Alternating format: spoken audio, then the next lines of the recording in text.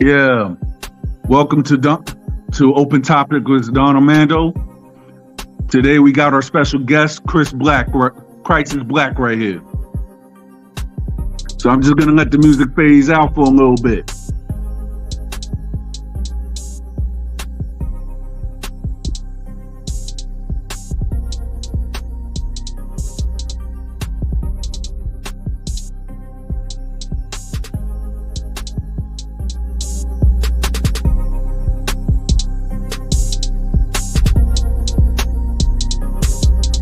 And shout out to Aggressive Defiance for coming through in the comments.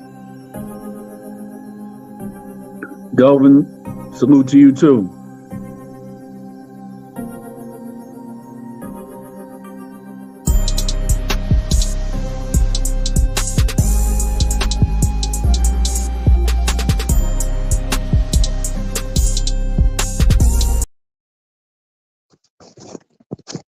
Crisis, you here?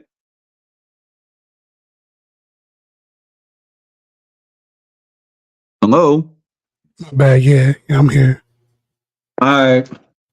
Yeah, I just had to go and do a little bit something. That's why I started a little bit late. So how you doing, bro? I'm doing good, bro. How about you?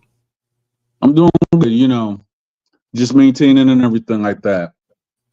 So the topic of the show is that we're talking about conspiracies, which is actual, which is not actual. And you said that you've been in the music industry for 20 years.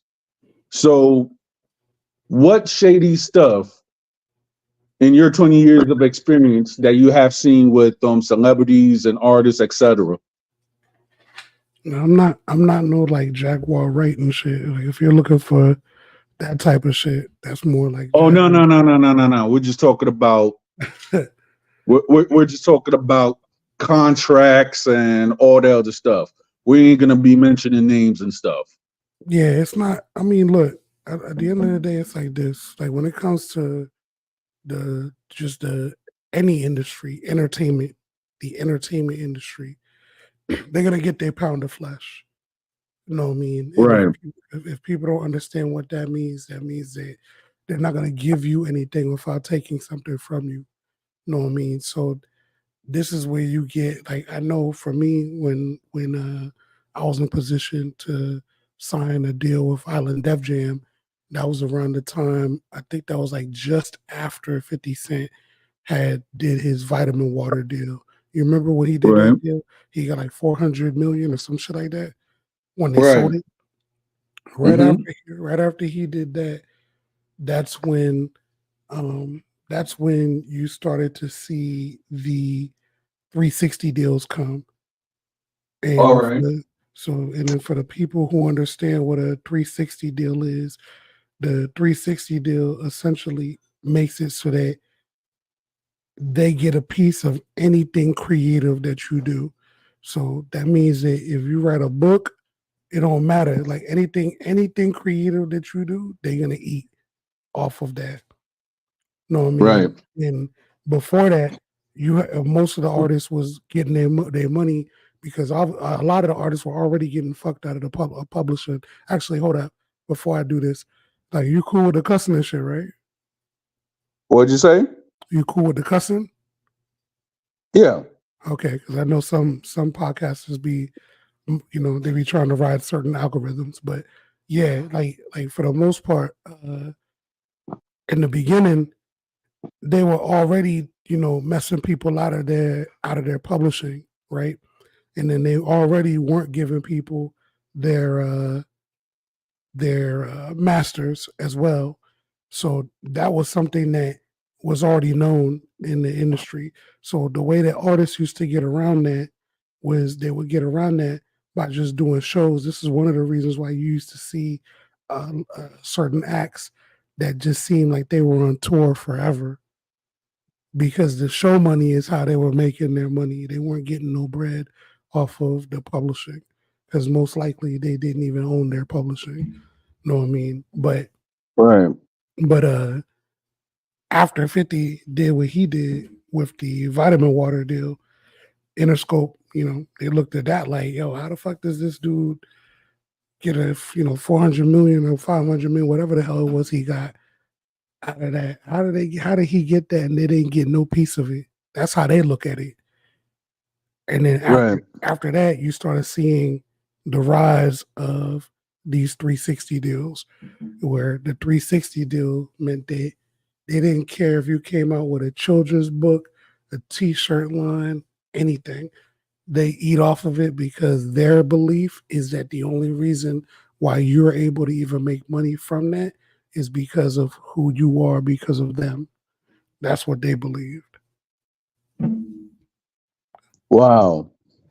I mean, I remember when the 360 deal, when I was first heard of the 360 deal, but I didn't know like the history context of it because when I was in high school, like in Norman Thomas, Mhm. there was a guy who was in the industry and he actually was telling us about Prince's situation. So after 16 and 17, when I was like when he broke down the like how the major companies went up and ripped off Prince and everything like that, I had it in my mind that I was not gonna go and sign to a major company because all they're gonna do if you don't know your know-how or anything like that, they're gonna rip you off. The only people that I've seen within the industry that actually made it, I mean, one of the first guys that made it was Master P. Am I correct with that, or I'm not? What's your definition of made it? Meaning that he only had a distribution deal and they didn't know none of his masters. Right. Yeah. In that case, you're correct. I mean, he wasn't the only one. He's probably the most famous one. So What's that's up, why I say AD? How you doing? Oh that's shit, man! I was just coming up here to give you my blessings. Keep on rocking and rolling, man. Keep doing your Thank you, thing, bro. AD. Looking good up here, and Yeah, you know what? You're always good on my channel, bro. I appreciate that, brother. I just wanted to come over here, spread some love, bro. We in here. Thank you. Appreciate you, bro. Anytime. Deuces, y'all. See you, Crisis. no doubt, See bro. you. Hey, this man No, knows his shit, man. now, when the reason why I asked you what did you mean by made it is because like there was always independent artists. It's just that Master P took it at that particular point in time. He had took it the furthest. At that particular point in time, he managed to get to a point where he was able to just get a straight up distribution deal. He wasn't the first one to try to get that though. Believe it or not, Easy E tried to do that as well. All right. You know what I mean? It didn't work out in Easy E's favor the way he did it because by the time he tried to really do it, that was also around the time when NWA started to break up and whatnot. You know what I mean? But Master P, like him getting the deal the way he got it, if you okay, put it to you like this. Do you remember TLC? Yes. Okay. They were getting, I believe it was 7 cents per album. Back then, the albums were selling for about $10 per album. So for every $10, they were getting 7 cents. And this is what was on their whole documentary where they talked about where Left Eye broke it down for everybody, where she's like, they went 4 or 5 times platinum and they were only getting 7 cents per album to split up between 3 people in the group.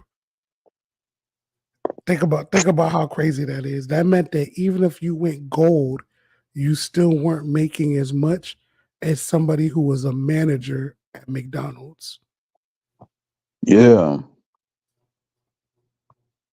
Even my sister when we were talking about it when I was a teenager, she actually broke it down like, hey, while people in the hood or who have the mindset that thinks that okay, I'm gonna get signed, I'm gonna get all these millions and everything like that. What a lot of people don't know is that when you actually sign to the company to a record to a major label or a company, not like and when you're doing the shows or whatever, not only you have to go and pay the label back, you will have to go and pay the tour bus, and everything. And then sometimes after, if you even have anything left, if you're not that hot of an artist, you might be just going. You might just be making a show yearly, or I'm just saying a year, like $3,000 or $5,000. I mean, at that time, that's how my sister broke it down to me. No, she wasn't lying. That shit's true. You know what I mean? But if you when you look at it though, so you put yourself in the when you decide to go with that, right? Right. So okay, so there's effort, there's recognition, and then there's reward. Some All right. people are very high on the effort and very high on the recognition, but they're very low on the reward. The goal is to be high on the reward. What I just explained to you was literally explained to me by a dude who was a part of a rock band, not a hip hop band, a rock band, and they were like a regional act. They weren't even no major act. They were a regional act out of the DC area. And the thing is this regional act, this dude was able to buy a house for himself, a house for his mom, and a boat. Why? Mhm. Because they were independent. And I'll never forget this. He said to me one time, he was like, his name was Raul. He said to me, like, bro, he said, the problem with rappers is y'all think y'all need record deals. He's the one that made me change my mind on the whole record deal thing before Island Def Jam came. He's like, Right. y'all think y'all need record deals. He's like, the reality is you don't need the record deal. You can go independent. It's just going to take more work. What the record deal, all the record deal was a guarantee that somebody else was going to do the legwork for you. That's all it was. Because Right. look at Wiz Khalifa, right? Right. Wiz Khalifa was independent until he no longer needed to be independent. Yeah. But by the time he was no longer independent, he was able to call his own shot and negotiate the deal in his favor. It's the same thing that Yeah. they try to do with Chance the Rapper. If you remember Chance the Rapper, same thing. He was independent until he no longer needed to be independent. And everybody was trying to get him to be a part of what they do. When the machine is working for you, then that means that they're going to do all of the legwork. But again, you have to remember they're going to always get their pound of flesh at the end. Right. So, all right. A question that I've asking when we're talking about independent music. While you was in the industry, did you meet Tech Nine and the Insane Clown Posse? The reason why I bring those names up is because a lot of people tout those acts as independent also. No, I didn't. You hear me? Yeah. Oh, my bad.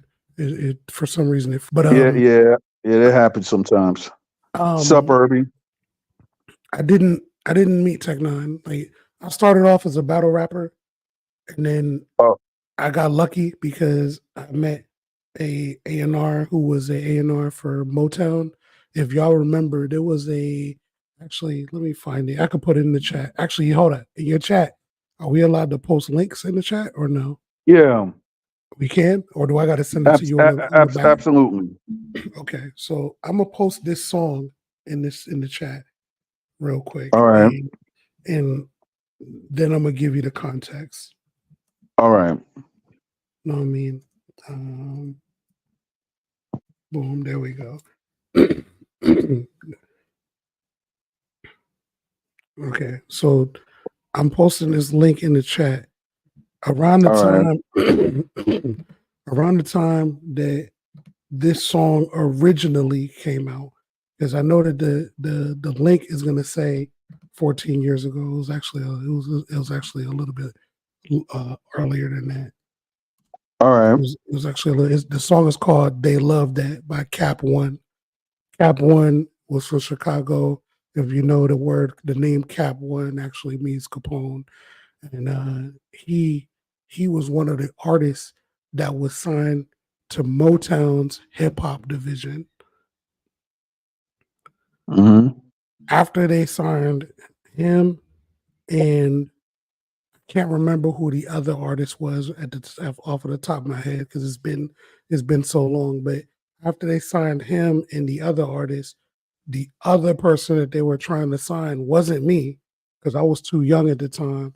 It was actually my brother, and I used to do music with him, and they wanted to sign my brother as an artist to the Motown's endeavor into hip hop, because a lot of people don't even know that Motown tried to do hip hop for a while, but the A&R from Motown, he's the one that basically showed me how to actually make songs, like the difference between rapping and songwriting, if that makes sense to you. Yeah, it does make sense. Right. He's the one that actually showed me how to make songs because he liked all of the hooks that I would write. He just didn't, he thought that I was too much in battle mode when it came to the verses. So he showed me how to understand how to make the actual songs. You know what I mean? So from there, he taught me that. But we ended up back then, I was like what, 15 years old, I think, at the time. All right. Like, Yeah. I wasn't, my brother was the general. So whatever he decided is where we were gonna do what we were gonna do. I wasn't the one shot calling that. No, All man. right.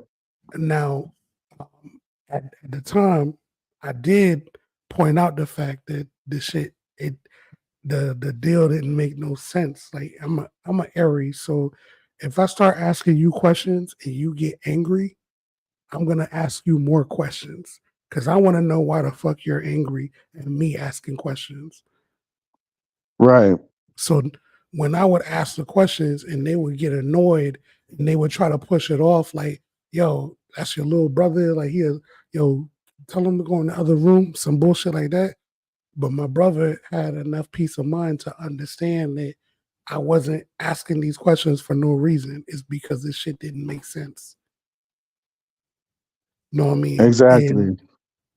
And ultimately speaking, he turned down the deal. All Know what I right. mean? And hold on, I'm looking at your chat. I don't know how to pronounce Fatal's first name. Is it Irby. Irby?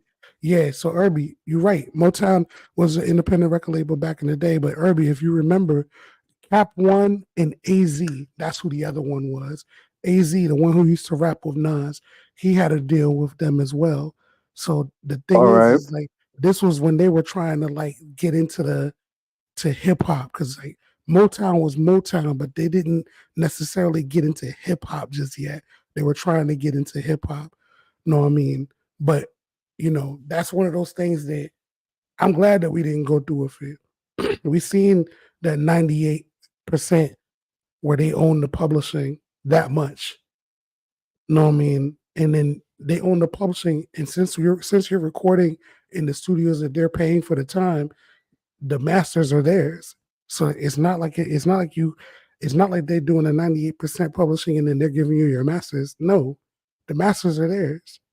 Know what I mean? So All right. at the end of the day, none of these deals are ever designed to be in favor of the artist, ever, ever, ever. So Right. it makes more sense for you to do it as an independent artist. You see somebody like Troy Ave. I know Troy Ave is not exactly a fan favorite right now because everybody feel like he snitched and shit. But think about it like this: he sells his albums for $9.99 online, but because he's independent 100% and he's able to do everything himself, he's most likely taking away out of that $9.99 per sale. He's most likely taking away about $7. Now, I want you to take that same number, 7, times it by 30,000. Because I don't remember how much his last album sold, but let's just use the number 30,000, right? No, I mean 7 times Right. 30,000. And hold on, we about to do the math together. No, I mean And 7 times 30,000. So let's say that he sells 30,000 units and he's taking away $7 per unit. That's $210,000 that he's taking, right? Okay. Now, on the flip side of that, you have the 7 cents.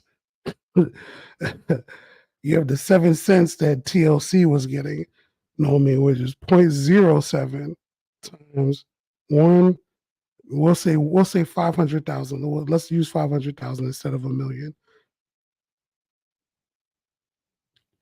So you see, I just told you 210,000 for Troy Ave selling 30,000 units, and yet TLC only got 35,000 for selling 500,000 units. Wow. Interesting.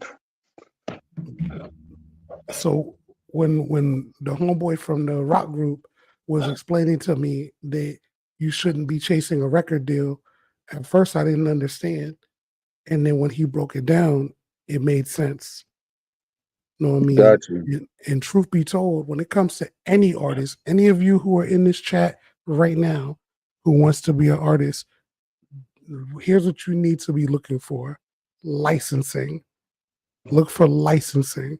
The ability to have your music in movies, television, and video games, because that's the type of residuals that you're going to be eating off of for a very long time.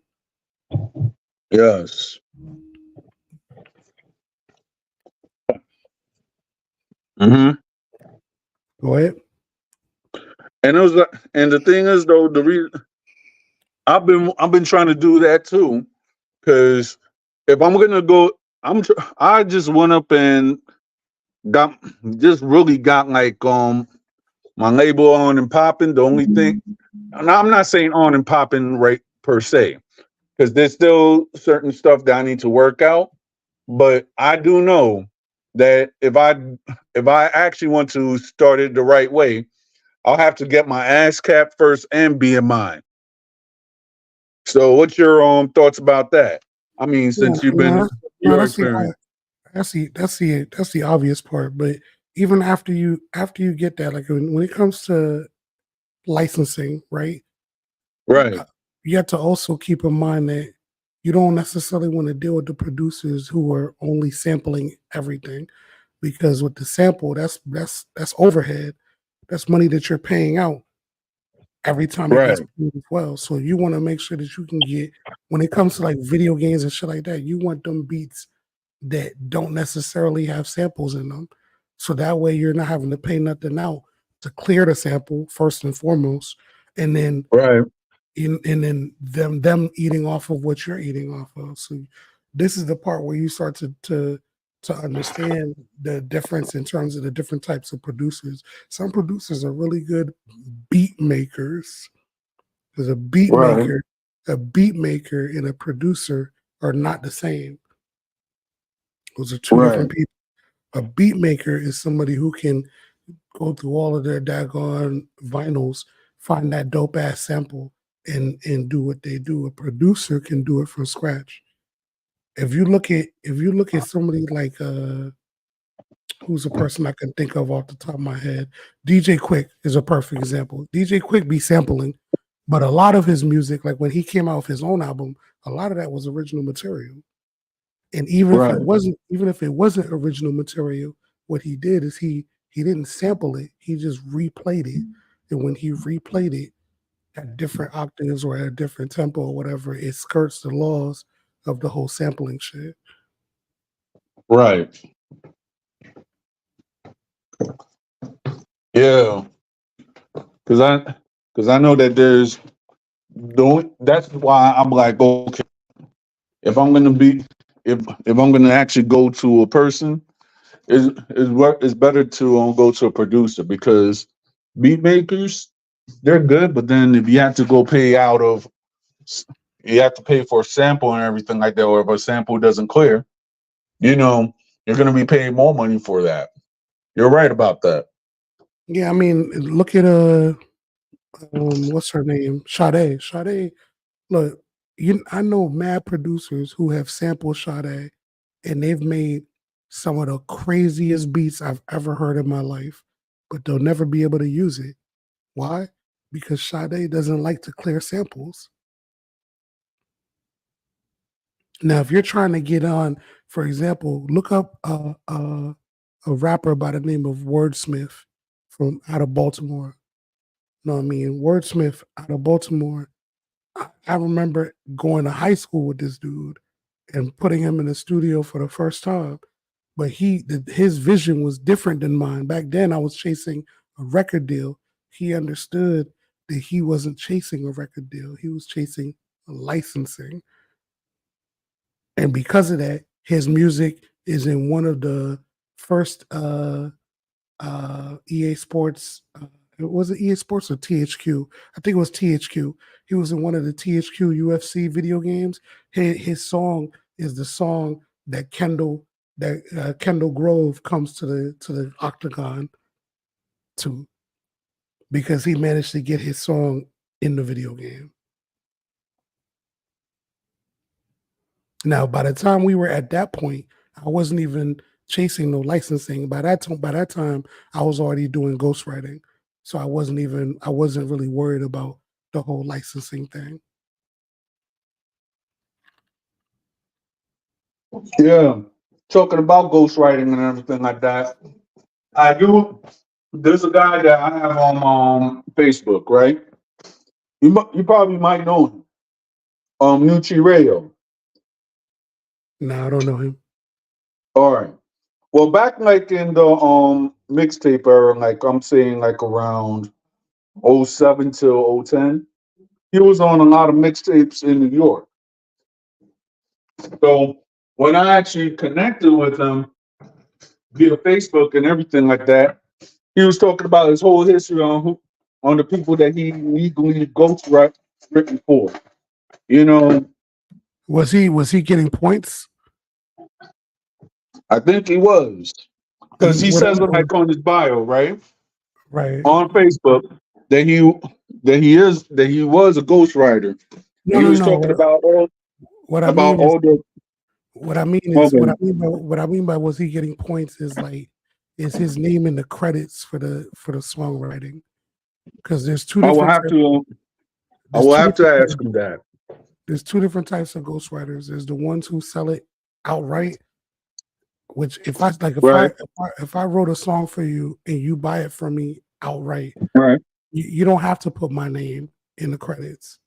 okay, But if I negotiate to have points on the album, like Missy does, then right, my name will show up in the credits for the songwriter, which also means that I'm able to get the royalties and residuals from that.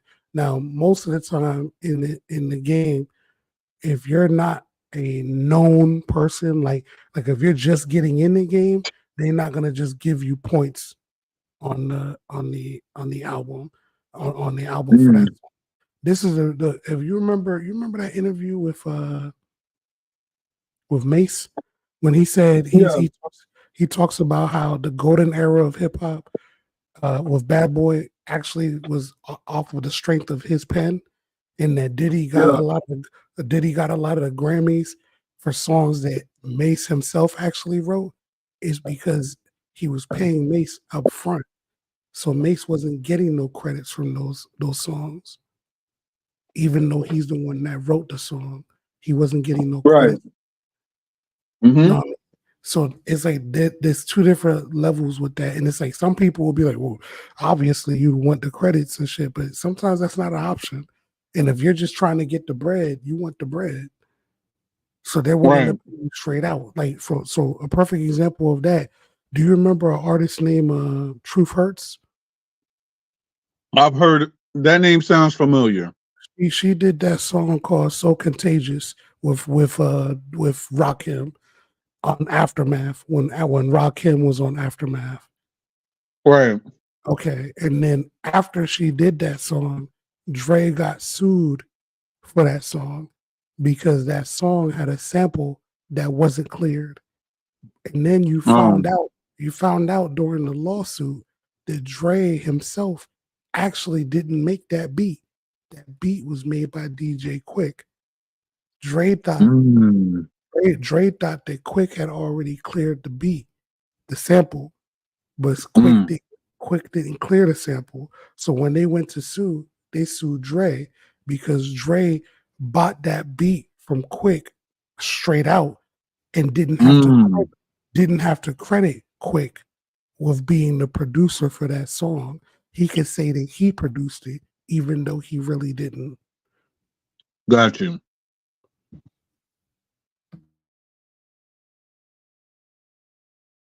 Yeah. It's like some of my boys, right? Somebody that I know within the Dominican Republic, right? He actually had I think he actually got some kickback from a song that was played like in an independent movie. If you ever watched the movie called Sin Nombre, right? It's a movie about gang life in El Salvador, right? It's called Say So Nombre. Say Nombre. Sin Nombre, yeah. No name. Yeah. Yeah, so a person that I know, he actually had his song played in that movie. And the thing, and I guess that that they get paid for every time that movie is played, that movie is played or whatsoever, because a lot of people have put that. I guess the director decided to put that song in his movie. So I don't know how the deals is in the Dominican Republic, but I do know that that certain people that are in the Dominican Republic, they're not really as savvy as people here in the United States on what they should do as far when it comes to music.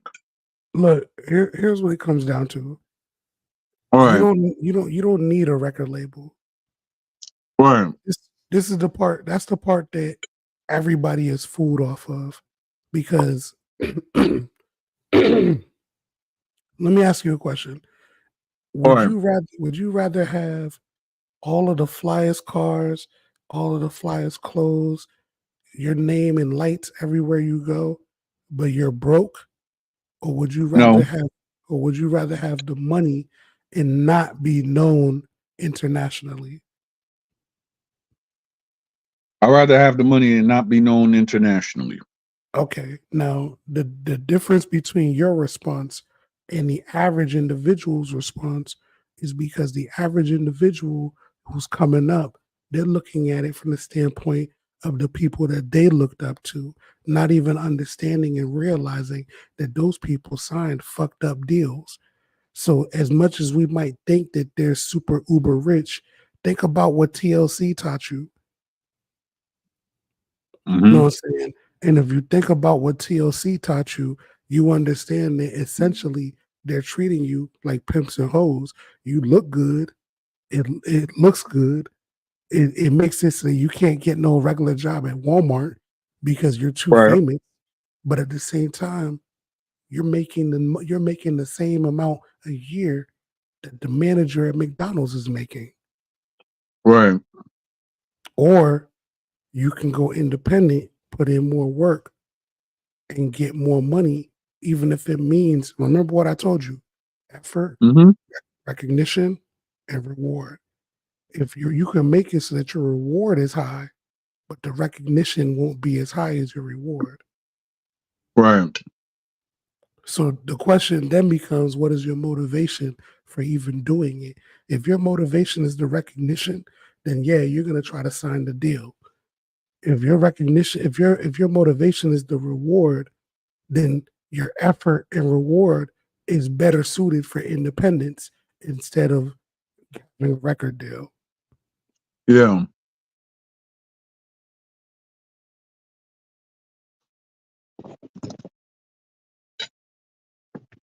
So, in your aspect and everything like that, and I'm just seeing a lot of people are making the mistakes over and over and over again. What And I keep hearing this from my independent friends that they'll be like that the label or major record labels will try to find some way or somehow to try to capitalize off of independent music. So what can a independent artist or artists can do to legally protect their music? Protecting the music is easy these days. Like, bro, we don't need to look. We live in a time where the labels had to completely change the way that they did business because of the internet. The internet made Right. it so that artists don't really need record labels. So now this is why you started seeing artists who they're millionaires because of the amount of streams that they have, et cetera, et cetera. You know what I mean? I don't know if you remember, there was a time where everybody was judged off of their first week's record sales.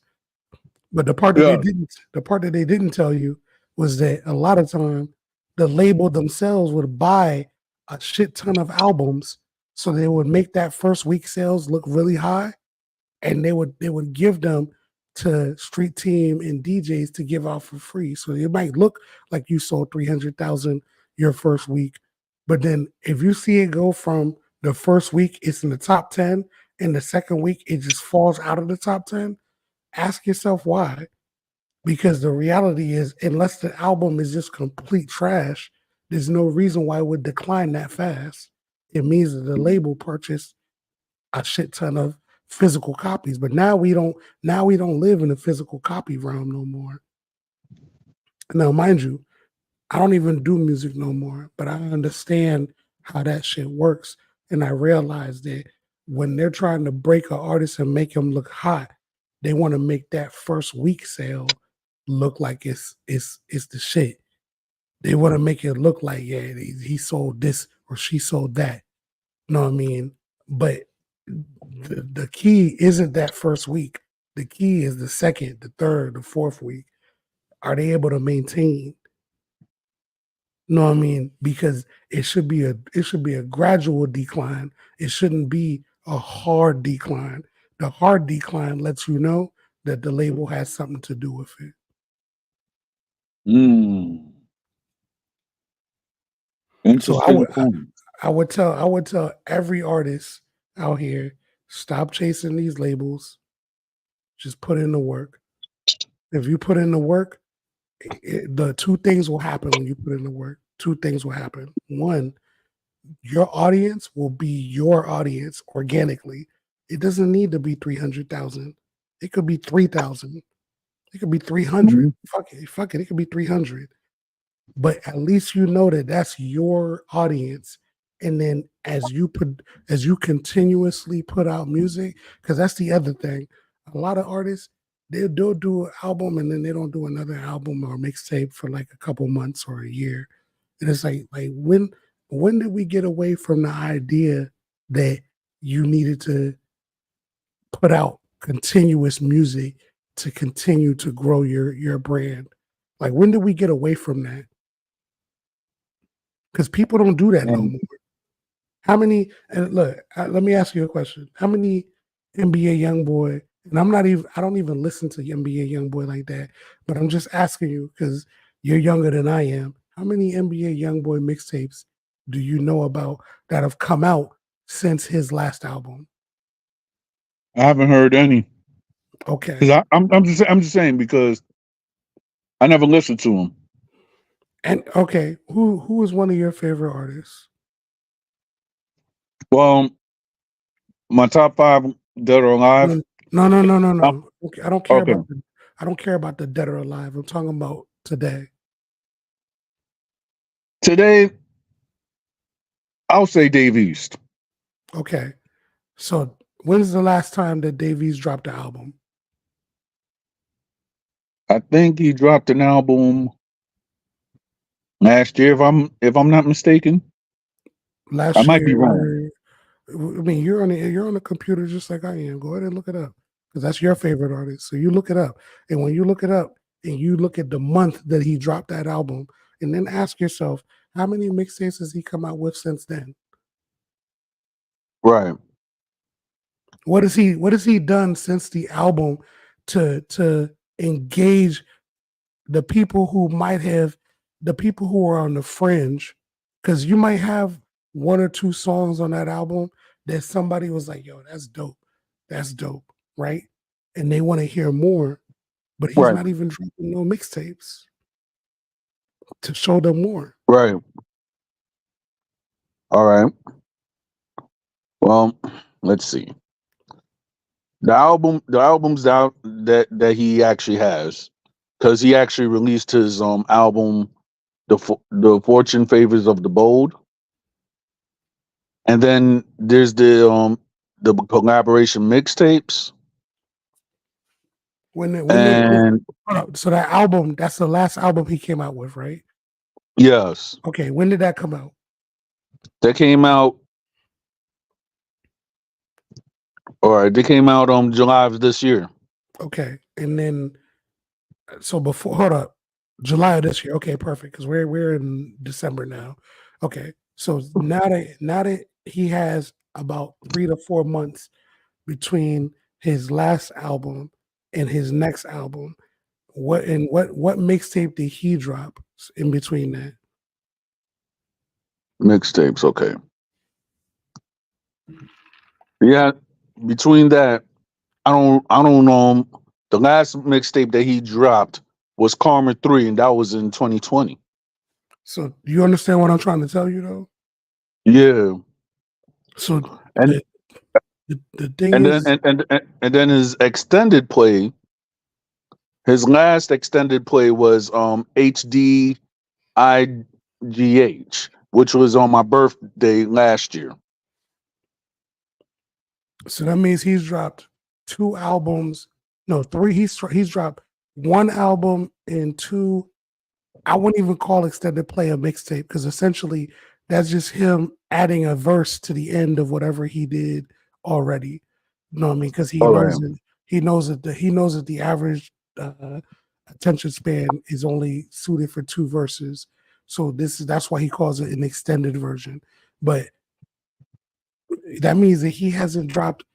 He dropped an album and then he dropped a mixtape in the last 4 years. And if you're an artist trying to garner a fan base, right? All right. Does it make sense for you to only drop two projects in 4 years? No. Okay. Maybe I'm wrong. No, you're not wrong. Because at the end of the day, you're a Davies fan, right? So if you're a Davies fan and it doesn't make sense to you, you think it makes sense to the casual listener? No, There we go. it really doesn't. There we go. But no, man, let me know. Give me, ask the questions that you really want to ask, bro. Because I'm here for a good time, not a long time. Got you. All right.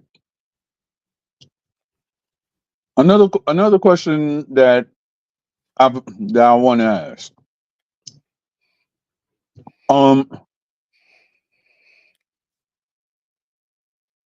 When you was in the industry, did you actually go on tour internationally? Not internationally. I used to open up for Dipset, and then later on, I opened up for Jim Jones. But that wasn't internationally. That was domestically, mainly on the East Coast. Oh, okay. Did you ever open up for any acts in the West Coast? Nah, I didn't have the opportunity to do that.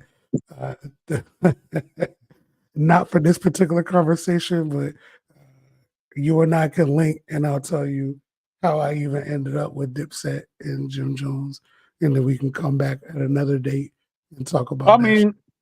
I mean, yeah, I'll go and I'll give my number in the back chat. No, I got you, bro. It's just that's a whole, like, I'm looking at, because I got like about 9 minutes before I got to jump All off. right. So it's like That's a Yeah. conversation that requires a conversation of its own. You know what I mean? All But right. I hear you. And another question that I've always asked, that I've always wanted to ask. All right. I keep hearing this term always loosely and everything like that, but I do not know what it means. I kind of think I know what it means, but I'm not sure what it means. What is it now that I've been hearing this term for like 3 or 4 years? Oh, that person must be an industry plant just because of how that person blew up out of nowhere. What is your definition of an industry plant?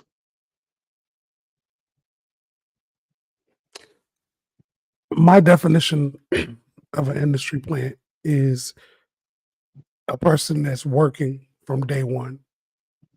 What do I mean by working? What I mean by working from day one is that everything about them is manufactured. They're not because I don't want to put that jacket on specific individuals. So I'm trying to figure out how to explain it to you without who I assume is an All industry right, plant. we're just talking about. We don't have to go around and put any artists right there. We just say an example of anybody that that that they not no artist, but I'm saying like you said that somebody who's been working from day one and everything about them is manufactured, right? Right. So manufactured as in Everything about them, their image, their backstory, specifically their backstory, and yeah, the idea that they're able to move around in certain circles that if it wasn't for the fact that their backstory has been manufactured, they wouldn't have been able to move around in those circles. got you. And I was talking to a friend of mine's, right? Oh, by the way, it also Okay. it requires a person who everybody believes is, I'm gonna use the word real, All but right. I'm using that word deliberately. So it requires them to be co-signed by a person who everybody believes to be real. That's what Got you. allows the industry plant to actually be planted. Mm, They need the golden cosign. right.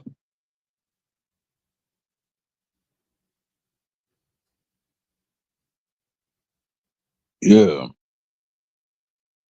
Cause it's that I've been seeing a lot that term been thrown out loosely for I'll say like around 3 or 4 years now. It might be longer, but then I might be wrong. It's way longer. Yo, there's industry plants that. All right, yeah. We'll talk on the. We can come back to that the next time I come up here because again, I don't want to. I don't. I like. I'm not Jaguar Wright, so I'm not up No, here. no, no. We ain't gonna. It's like this. It's like Jaguar White. She has her own dimension, but my Yeah. thing, but yeah, my thing is that s- she's mentioning names because that's her experience. But my thing is to since you've been in the industry and stuff like that. There's a few people that I've met who were 100%. Um, you remember that movie? God damn, what the fuck was it called, yo? Was it Malibu, Malibu's Most Wanted or CB4? Malibu's Most Wanted. That's the shit I was about to say. Don't be hating. You remember that shit? Like there's 100% people that you would meet, and when you meet them, they speaking with a whole different accent and everything than they are when they're in front of the cameras. It was to the point where I actually had did a song called "What's Your Accent," Wow. and I did that song specifically in reference to the people that I had met along my journey in the music to understand, like, yo, like, what's your accent? Like, because you could tell when they talk in their real voice that Mhm. they weren't what they said they were. So, it is what it is, bro. Like, I don't knock them. Look, at the end of the day, when you're broke and Mhm. somebody comes to you with an opportunity and tries to put you on, I'm not gonna knock them for doing what they did to get on and get bread. I'm not gonna knock them for that. But at the same time, I'm not gonna say that what they did makes them real. Got you. Because to me, at that point, you're no different than Al Pacino.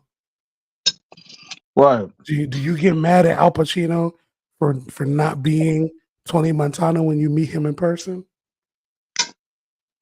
No. Okay, maybe the issue isn't the artist being real or not. Maybe the issue is our expectation. Yeah. For some reason, we seem to think that there's a difference between music and movies. Ask But yourself, ask yourself that but question though. Why? and then, Why is there a difference? I guess it's because of a expectation. I'm not gonna say all of them hip hop music, but then quote unquote, right? Well, a lot of people don't understand that some some rappers, right? Like maybe I'm not. A lot of them didn't really wasn't really educated, Bro, the but majority there were few who are educated, bro, meaning that they went to college, etc. the majority of them, Mm-hmm. not a few, a lot of them are college educated. I'm not gonna say the majority. I'll say a lot of them are college educated. But that has nothing to do with the question that I just asked you. The question I just asked you is there a difference between your expectation from Al Pacino as an actor and Right. an artist as a musician? What is your why do you have a difference in expectation between the two? Why? Well, They're I both telling I'm a gonna I'm story. yeah, It doesn't mean that they're telling their story. They're just telling a right, story. right. But I think that the expectation and the reality it kind of blurs the line when you actually see through it. Okay, For, for all right, I'm going to explain in this aspect. okay, go ahead. A lot of people in the hood, right? They listen to the music and everything like that, and they believe that the rapper what he's saying, Mhm. they have like a personal feeling that person resonates with them because they went through the same struggles that they did. Okay. Yeah. I'm just talking about I'm talking about street rap. Right, right, right. You remember what Jay-Z But said? what did Jay-Z say? He said Scarface the movie did more to me than Scarface the rapper. So Yeah. again, now I have to go back to my original question. Why are we expecting the artists, because that is what they're called, right? They're called artists, Right. right? Okay. Right. Why are we expecting the artists in music to be any different than the artists or actors in movies? All right. I'll say this because certain people who are from the streets, they, and I don't want to go and say that they believe in the facade of that person's lyrics or that person's persona or whatever. So if that artist does something from the contrary from what that person believes that is right or anything like that, that's where the person that could not differentiate art from real life, that's where everybody will be like, oh, the expectation is down and everything like that. But when it's a actor or something like that, and they in front of the screens as such, and there's a lot of, and they might say their parts and stuff like that. Hmm. Don't have to go. I'm not saying for all rap artists, but they could go anywhere in the world. They could be silent, or they could do whatever, but yet they're not portraying the image of a gangster all the time. Whereas from a rapper, I'm not saying all rappers. I'm saying the ones who are street rappers, Right. or who have had like street connections or stuff like that. Like for the streets to quote unquote love them, I'm saying the people that can't differentiate real life from art, they'll have to go and propose that image. So Don, And then when they propose that image, Mhm. that's where the problems arise. So Don, I'm just saying for what I see. no, I respect that. Can I point something out to you real quick? Yeah, sure. Did you know that Idris Elba he's also a professional kickboxer? If you ran up on Idris Elba right now on some fuck shit and you're not professionally trained, you're probably gonna get fucked up. Right. Even though he's an actor who portrays certain roles in different movies, right? Exactly. But at the same time, on the flip side of that, you have many rappers who've never done any of the shit that they were talking about. But yet, Exactly. but yet, for some reason, we seem to hold the rapper. All they are all a rapper is an audio actor. Right. He's any rapper, insert name here, audio actor. That's what they are. But Right. why do we hold them to a different standard?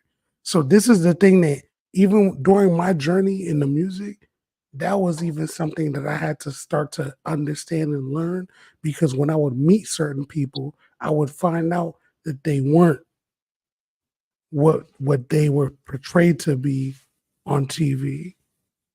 Right. So now my question at that point, it didn't mean they weren't cool, because some of them were super cool. Right. But now it made me have to question, why do we hold them to a certain standard and yet we don't hold these other individuals to a certain standard? The actors. Like, one is a screen actor, the other is an audio actor. Tupac himself once said in what was it, the Tupac Resurrection movie, he said, I don't have to tell my story. I just need to tell a story. That's what he said. Yeah. Exactly. Okay, so that means that he was an audio actor.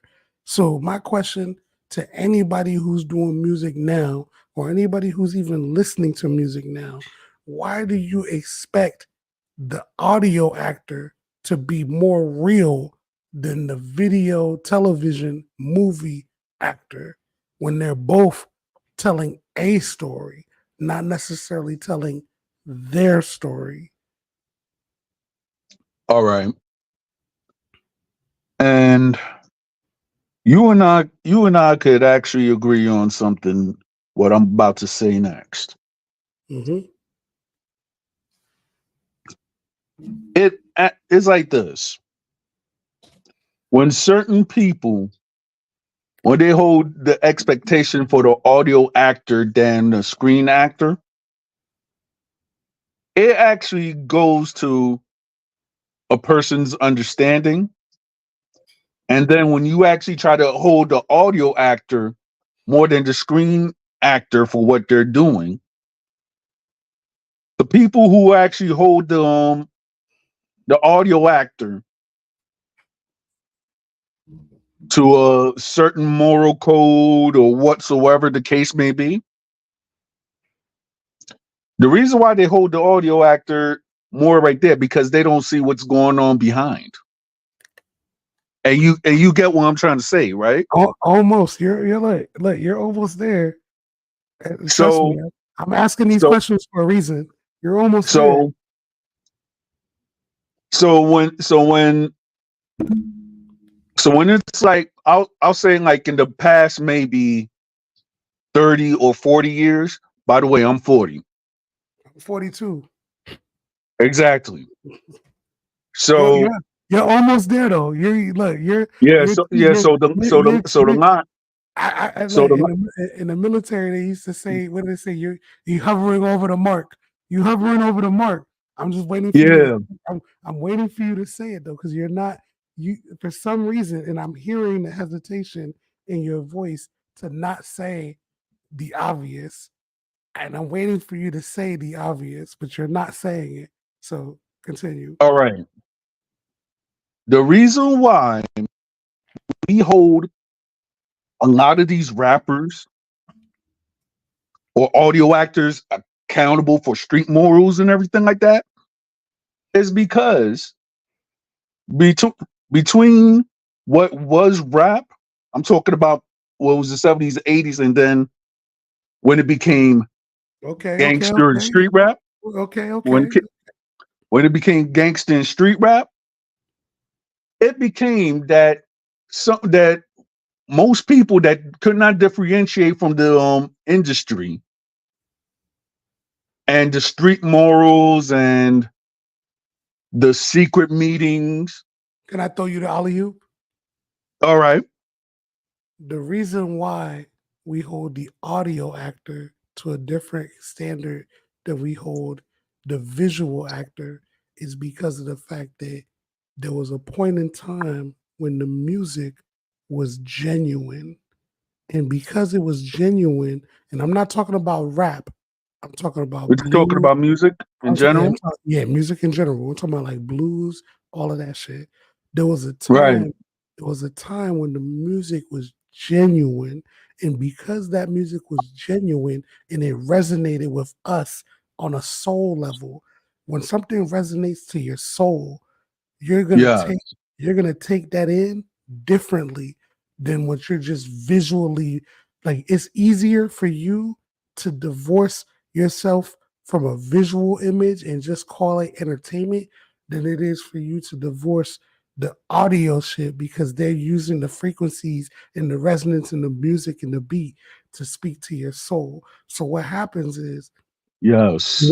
once they understood the formula to speak to our soul, that's the difference. So we started to believe that if this person is able to speak to my soul, because you might actually be going through that. You might actually be Yeah. having Yeah. Exactly. you might actually be having 5 and 6 people die in your family and shit. Like you might actually this side 105th Street, like you might actually have that happening.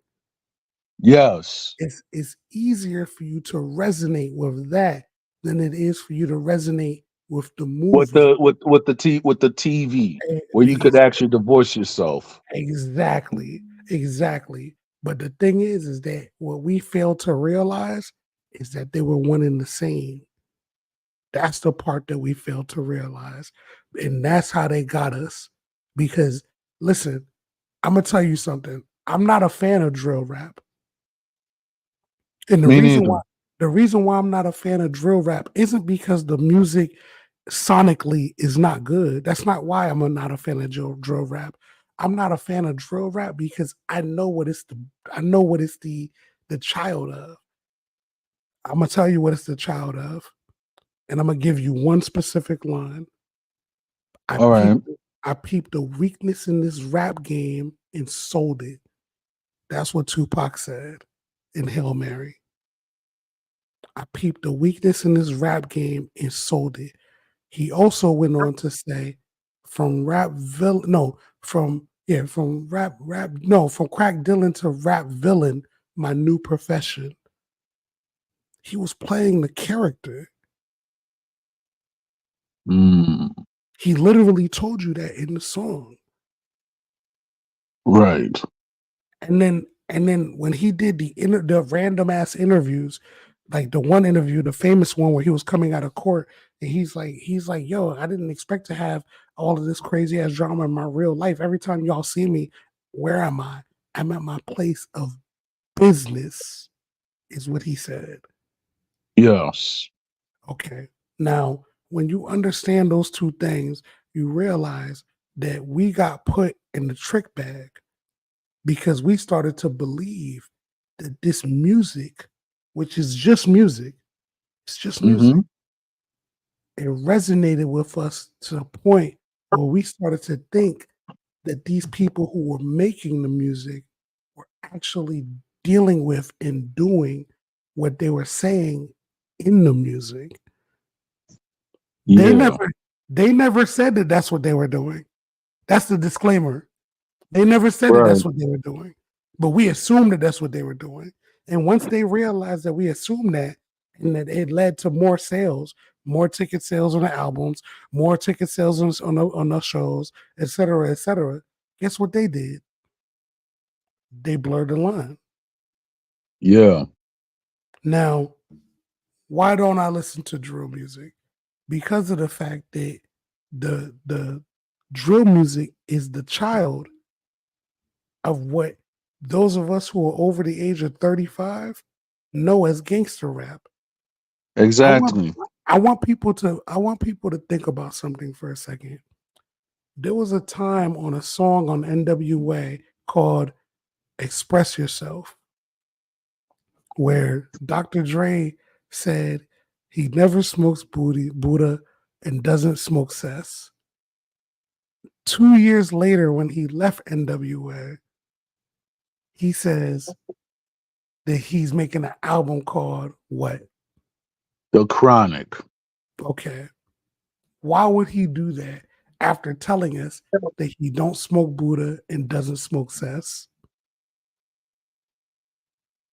It's because he saw the resonance of what they were talking about in the NWA era. Right. This is why I ask people all the time, why do they expect something different from the audio actor than the visual actor? The sooner we come to grips with that, the easier it will be for us to really understand what's happening. And then you factor in the fact that essentially by us going down this road that's led to like drill rap, where in the past you could be a gangster rapper, you talk about certain shit, right? Right. People weren't really telling on themselves, even though a lot of them actually were. If you go back and listen to some of the lyrics back then, a lot of them were telling on themselves about crimes that Right. they actually did do, but they weren't as blatant As it as is now with drill rap. right.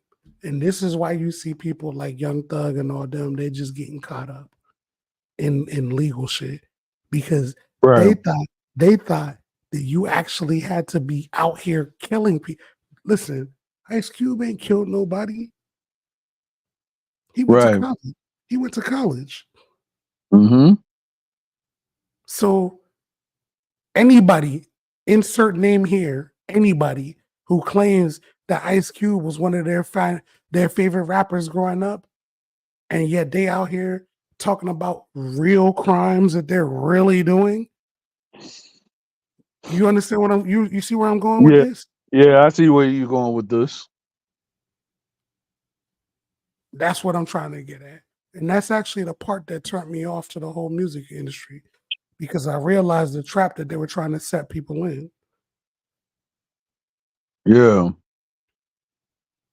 I realized the trap that they were trying to set people in. And once I realized the trap that they were trying to set people in, and the music that I was making wasn't even on that type of level, bro. Wasn't even on that type of level. I was making music like the song "Welcome to the Machine," where I'm like, blue skies, when the red and white lights cut through the night. Economic depression got us all trying to fight. Look through the eyes of an urban youngster, so obsessed with the beast. Watch how the police stalk them in the streets. They try to fleece our freedom of speech. But I make a stand like Khalid Muhammad in the streets, holding my peace. A fucking crisis, the nicest, a throwback to Rakim and G Rap rolled into one G pack. I make the visual so you can see that. Imagine martial law. Hyperinflation in the market will kill us all. Women acting like Cersei. Women acting like Cersei's. The whore of Babylon can't quench the fact that she's too thirsty. Ooh. No, I mean, I heard my mom when she begged for mercy, but there's no mercy with the beast. In the shadow of the Capitol, the go-head's presence is evident, ever malevolent. The president sugarcoats his plan by making it sound benevolent. Ooh. And that song is 13 years old, bro. That song is 13 years old. That verse is 13 years old. You understand what I'm saying? Yeah. Like you can't like when I decided to walk away from music, it's because I did everything that I wanted to do. I bought my first house, my first car. I did everything I wanted to do from music. Music was never my passion. That was my brother's passion. I only continued Right. to do it. I only continued to do it because of the fact that he couldn't. And I wanted the world to know how dope he was, because he's the one that taught me how to do what I did. And I knew how dope I was. Right. That's why every time I did an interview, I would always big him up. I wouldn't even talk about myself. I would always big up my brother all the time, because I wanted them to understand, like, it wasn't me. You're not hearing me. You're hearing the person that taught me how to rap. Even though it's my words and it's my lyrics and I'm the one that created it, but I'm the Padawan. He was the Jedi. Right. If that analogy makes more sense for you. It does. So it's like, for me, that little verse that I just put, that's 13 or 12 or 13. I think it's like 13. It's like 13 years old, bro. Like, that's a 13-year-old verse that I just spit. You don't even hear people spitting shit like that now. Mm-mm. You really don't. And it's a good thing that I had you here, because you put me on to something that I never really thought of. That you just actually opened my eyes on the perceptions, while we actually hold artists accountable for the music than actor. That's what I'm saying. Look, and listen, everything that I just spit to you, right? That I just spit to you from a 13-year-old run. There's no acting in that. Everything I said was real life shit. Exactly. And that's the way I was taught how to do music for myself. Now, mind you, when it came to the ghostwriting, I could write. They would send me beats. I just write whatever they ask me to do. They tell me what the vibe of the music is. I do it. That's money. I do it for the money. I'll do it for the money. I don't care, because that's for the Right. money. Because Mhm. my thing was, me personally, I never cared about being famous. All right. I cared about the craft. I cared about the craft. I wanted people to like, bro, my favorite rapper of all time is Redman. When I met Redman and I had a chance to actually be in a cypher with Redman and spit in front of Redman and him tell me that I was dope, bro, I could have stopped doing music at that point. Right. For me to hear the person that made me want to rap tell me that I was dope, that was the final boss at that point. Yeah. But that's just me because I didn't. It wasn't about fame or money for me. It was always about the craft. It was always about the craft. It didn't become about the money until I started doing the ghostwriting. And even with that, that shit became tiresome because how many times can you write a song about the club? How many, like, bro, that shit becomes boring, bro. That shit becomes boring. Yeah, yeah, it really does. It was like I had a. I'm going to be honest. I did a track with my Dominican homies, and it was called Barrio Cantón. Mm, You could actually look it out on YouTube. So the premise was okay. We're talking about the street life.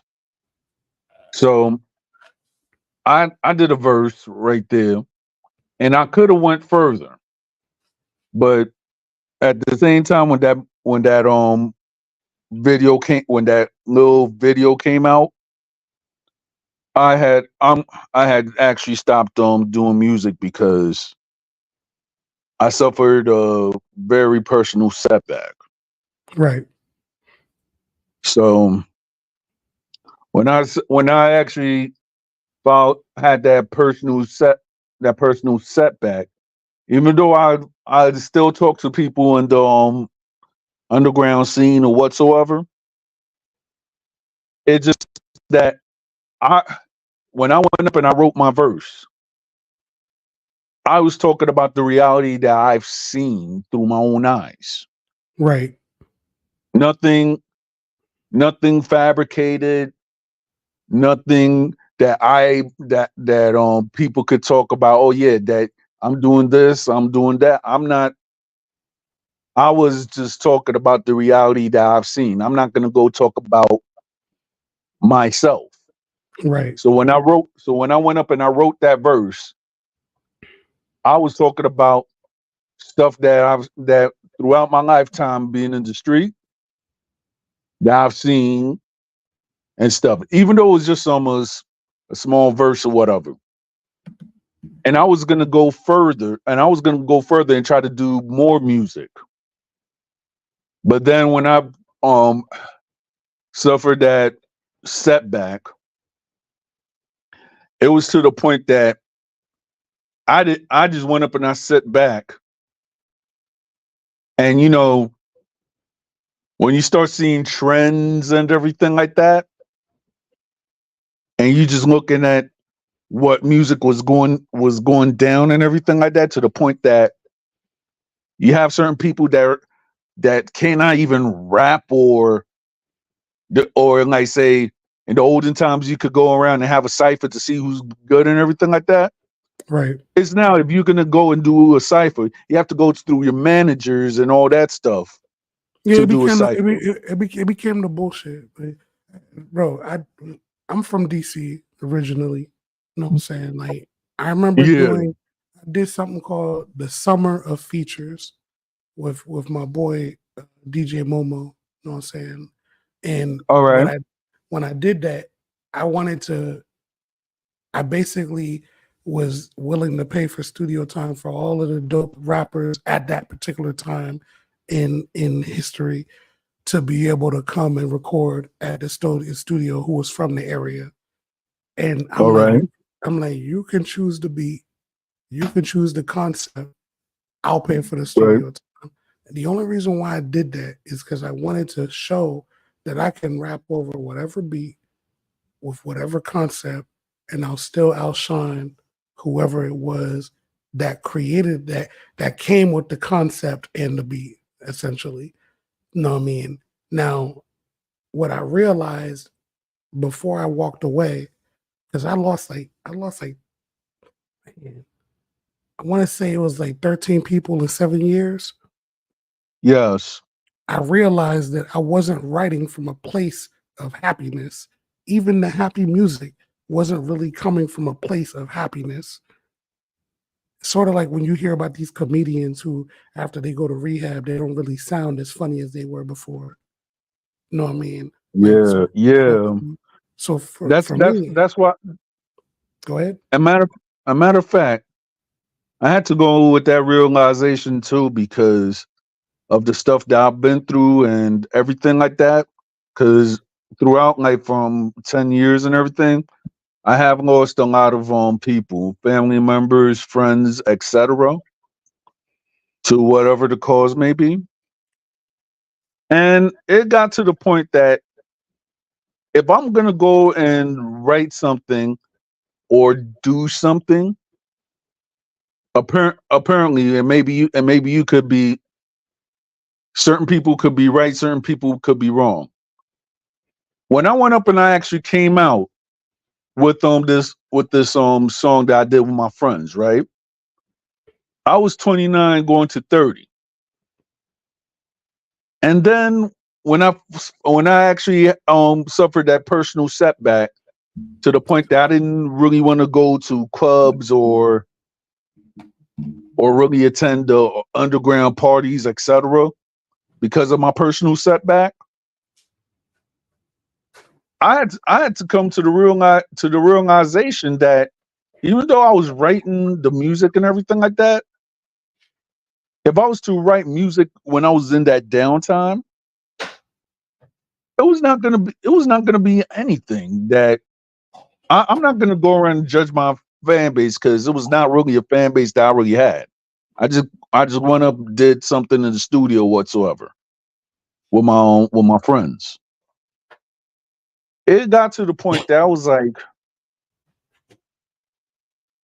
and then people who they say that they had quote unquote relatives in the industry, it was like, oh, well, for you to get signed and everything like that, you 30 is the cutoff date and all this other stuff. Yeah, I ain't never encountered that shit though. Like for Yeah, me, yeah, for me, it was a little bit different. Like when I walked away from the music, right? right, Um, for example, like that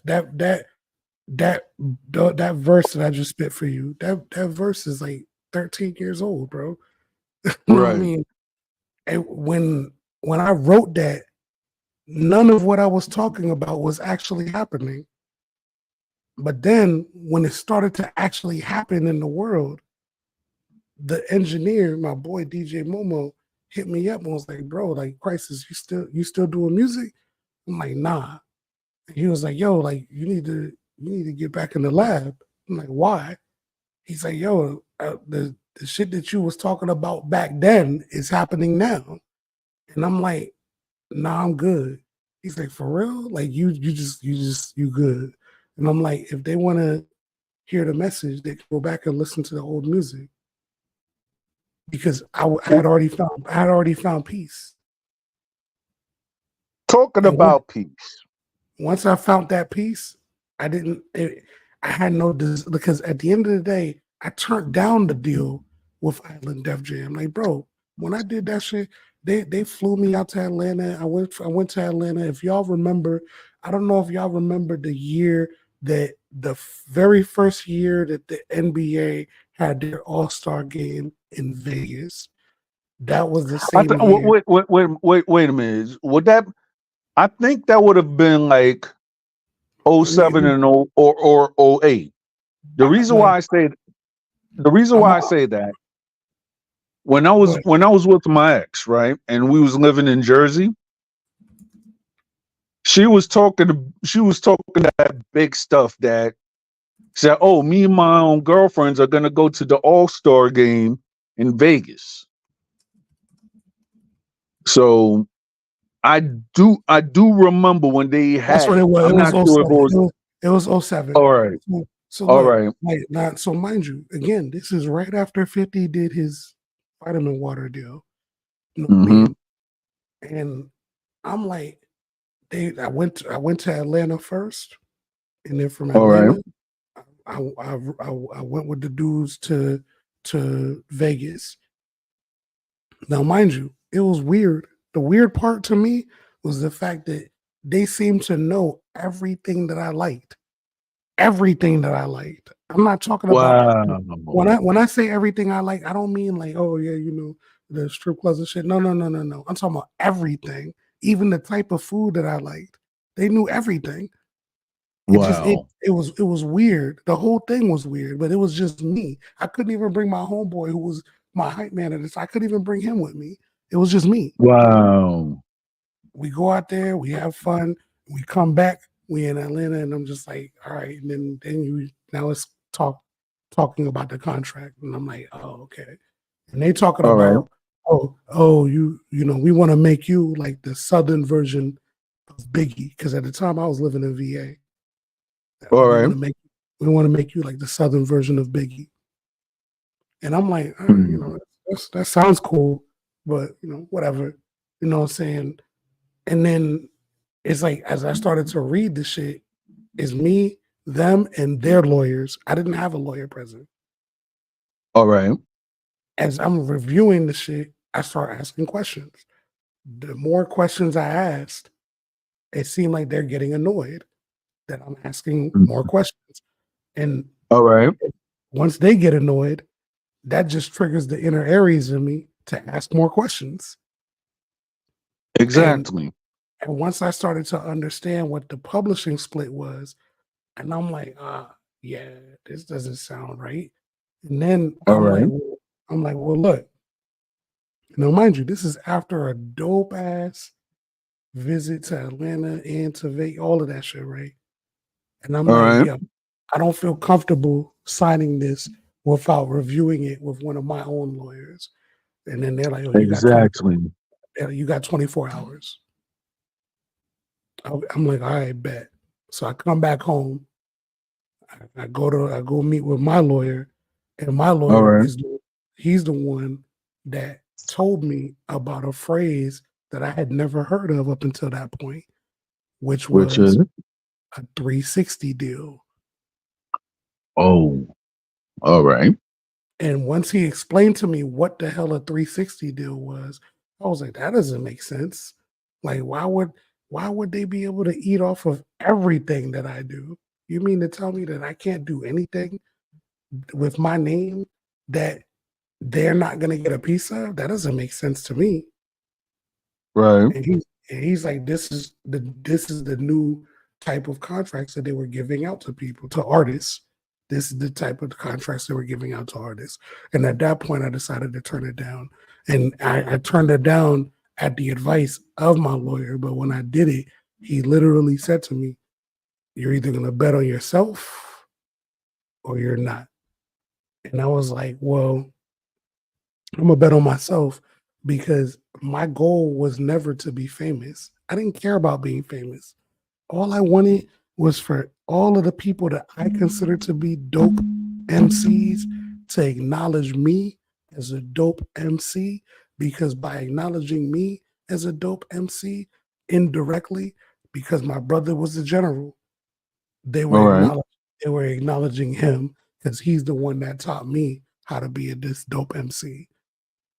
Know what I mean? And Gotcha. I'll never forget this shit. I'll never forget it. When I turned it down, they made it sound like, yo, this is like a one-time thing. And I'm like, all right, I'm good. Are you sure? Say, yeah, I'm sure. Know what I mean? And left it at that. And then eventually and they made it so that it wouldn't, I don't want to speculate, but it became harder to try to get a better deal. And then that's what made it easy for me to get into ghostwriting. All right. If you understand One. what I'm trying to say. Yeah. I'll tell you my experience. I have a friend. He does gospel rap. He sings. What he did a lot of things, right? Now, my friend, he actually was telling me about the times when he was actually quote unquote in the industry. The people that he met, the artist Common, Most Def, a lot of the rappers at that time. I'm talking about 07. Me and this guy, we was actually chopping it up in the studio, and he actually turned his back on the industry just to focus on doing Christian music. So he was telling me about the perils and everything like that. And then when I caught my charge up in Jersey at that same time, I met a Dominican guy that he actually told me what the heck I was doing wrong. No filter or anything like that. He was like, all right, so you get your charge and everything like that, right? And you saying that you want to be a rapper. He went up and told me, like, yo, when you go into the industry and everything, there's a whole bunch of people who actually go to college that actually have degrees in sociology and psychology and everything like that. They could actually mess with your mind and you will not even know it. Remember, I told you they knew everything that I liked when I went down there.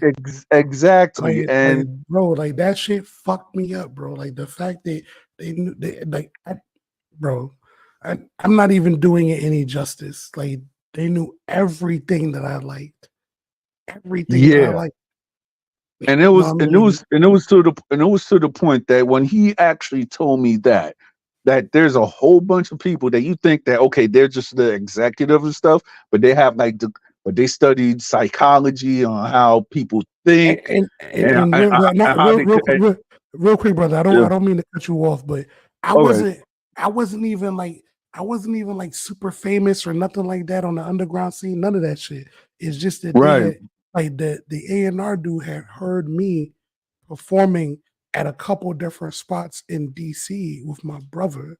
Like, and Right. he seen me battle and shit like that. And like I'm like, bro, like, but how the fuck do you take that and then somehow figure out everything that I like? Like how? How did you figure out like the food I like, the type of drinks I like, the type of fucking soft like the soft drinks that I like I wasn't even asking for this shit. They just May, had it. may, Like, listen, may I say let me ask you a quick question. How many people do you know like Sunkissed sodas? I How can't random? read How random is a Sunkissed soda or a 7-Up? How random is that? very random. So, like, how the fuck did like, bro? Listen, I completely agree with what you're saying. They knew everything. Like it was like clockwork, bro. Like clockwork. Almost All like right. it almost All right, felt like Bob. I was in it felt like I was in that movie The Devil's Advocate with Keanu Reeves and Al Pacino. Yeah. Have you ever this is one theory that I'm just gonna say. And this is a theory that maybe you and I could both agree on. Have you ever thought that before they went up and they invited you and everything like that? I'm not, and you know, they might have seen you in shows and whatever, and they put everything that you like at that time, right?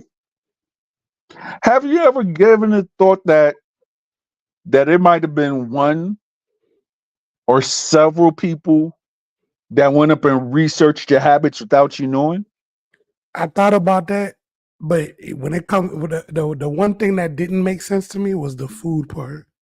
Because nobody had ever seen me. You know, most people who see me perform, they never seen me eating any food. I'm performing and But drinking. but but but but, but I'm saying not. I'm not saying not from the performance. Oh, you mean like them placing people around me? Exactly. And Like for example, right? until you just said it, I didn't think about that. I didn't think about that. But I mean, I mean, I will say this though. At that particular point in time, when I was gaining traction, I was in I was in a few different local publications as well as making my name on a bigger level, and I ended up doing a mixtape with DJ Green Lantern on the Overtime Grind mixtape. I had a song called "Step of the Arena" on there. You know what I mean? But it's like all of that shit is just it was just different. Like, bro, it's different. Like when you're in that moment, right? When you're in the right. moment and you're thinking to yourself, man, I'm hungry as hell. And they're like, yo, we about to go get some kebabs. How the fuck random is that? Like, I'm just saying like the possible theory. And you said like this was around the time that was like 07, right? 07, it was 07. And they knew they yo, their recommendation when they asked me if I was hungry was, yo, I know a dope ass kebab spot we're gonna get them to deliver. And I'm like, kebabs? Like, you know, because it's like that's the shit that we used to get in DC when we would do the shows and shit. Because that's what was there in DC. You know what I'm saying? Like, so for me, I'm like, yo, how the fuck did like where's the suggestion coming from? But We in may I Atlanta say right now. all right, but may I say something too? And Go I'm ahead. just saying this is a theory. So if any I have a theory that it's not only one. I would say that it'll be like maybe several years that labels or people might send people to observe your habits. The reason why I say that is this. Let's just say, for instance, right? If I go to like a label or something like that for whatever reason, right? The next thing you know, it's not even about food or something like that. I'm just sitting in the ambiance and I'm chilling and stuff. And then out of the blue, somebody will play something that I'm familiar with, Yep. whether it be like an old music I know where you're or going. I know exactly where you're going, bro. I'm trying so this was some Twin Peaks type shit, bro. Some Twin Peaks exactly. type shit. So that means that you have. My theory is while you was on your grind and everything like that, they were studying you and your brother for a few years. You know, Yeah, if if they're gonna go around and say bang, bang, bang, and boom, and right. they put stuff that you're familiar with, that means that they were researching you, bro. The powers that be. That's all I'm saying. That's just a theory I'm No, coming out with. and look, and me telling the way this is exactly the same way I tell the story every time people ask me. Like that's the part that is specifically when it came all the way down to the food. That's the part that always threw me off. I'm like, how the fuck? Like, cause I'm not like no chicken and waffles type motherfucker. You know what I'm saying? So how the fuck did y'all know to look for kebabs? Like, why is that the first suggestion that you're making when y'all, yo, you hungry? Yo, we know this dope ass kebab spot. Why is kebabs the first thing that you're gonna say? You know what I'm saying? Because they Like, were researching you. That's my bro, theory. that entire week was just super crazy. It was super And crazy. then and then on top of it, when that Dominican guy went up and broke it down to me, this was 2009, and he was like, "Yo, you messing the wrong way." When I actually talked to him, he actually changed a little bit of my perspective of what I was doing, and I always will remember that conversation that guy who was about to go into the army told me about quote unquote the industry. Just because you think that it's going to be one way, you think that, oh, I'm going to get signed and everything like that. You don't realize that if you're going to go to that table, there's certain people that know how to manipulate you psychologically because they went to school because of it. Bro, Oh, the only thing that saved me from falling into the sauce is that this was never my goal. It was my brother's goal. My goal, exactly. my goal was to prove to the world how dope he was. Your brother was. So because of that, the music wasn't my passion. It was his passion. But once he had twins, what is it? I used to make fun of him and say it was like a chia pet, add water, instant family. Once he got that with twins and he could no longer do the music the way we were doing it before, and it became me being the focus, at that point, I'm like, okay, I'm going to do it because of the fact that I want people to still know how dope he was. But when they did that bullshit, that shit just weirded me the fuck out. It weirded me the fuck out. It weirded me the fuck out because I looked at it and I'm like, yo, like y'all are doing shit that like this does this this can't in my mind I was like, this can't be a coincidence. They don't like look, I don't come across a lot of people who if we all go out to the club or the lounge or whatever, whenever we done, you're gonna be like, yeah, let's go get kebabs. Ain't nobody saying that shit, bro. ain't nobody saying that shit.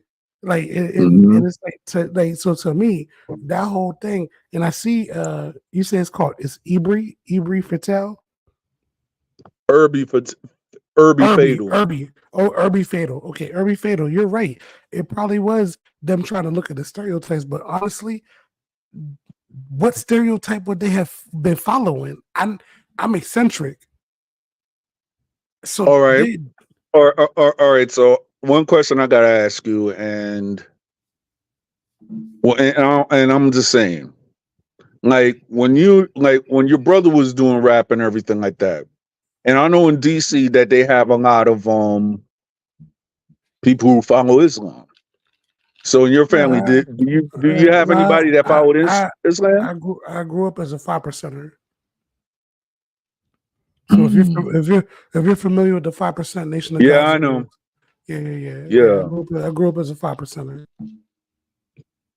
My theory is that they studied you. Certain people study humans, so I believe that. So I believe that they had somebody or people who've been like around your area that you did not know that studied your habits, and then they reported back to them. That's that's the only theory I could come up with. I hope they paid them good because it didn't turn out to be a. I didn't agree to the deal, so hopefully they got their bread because I didn't agree to the deal. You know what I mean? And it's only because of how stubborn I am. When I kept asking questions, they started looking annoyed.